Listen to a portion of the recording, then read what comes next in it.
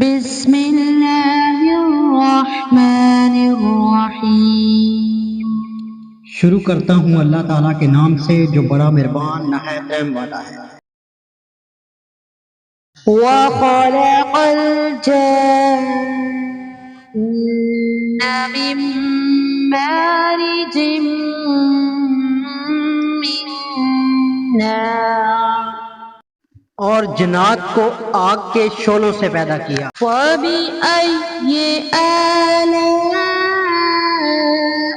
رَبِّكُمَا تُكَذِّبَانِ؟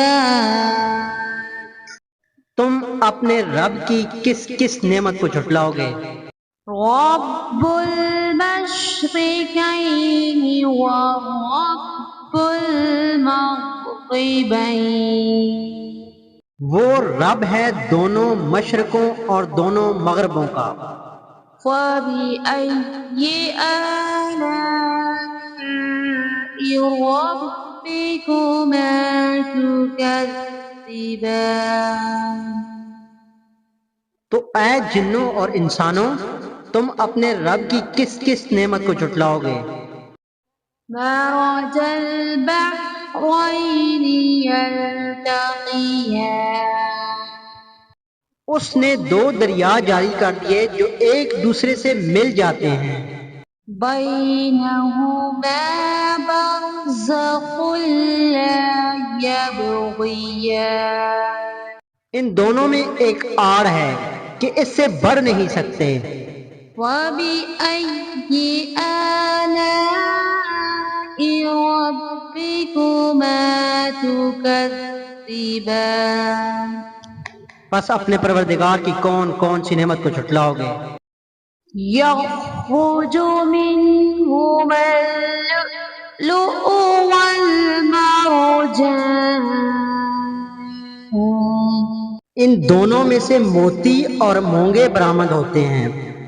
فَبِأَيِّ آلَاءِ رَبِّكُمَا تُكَذِّبَانِ؟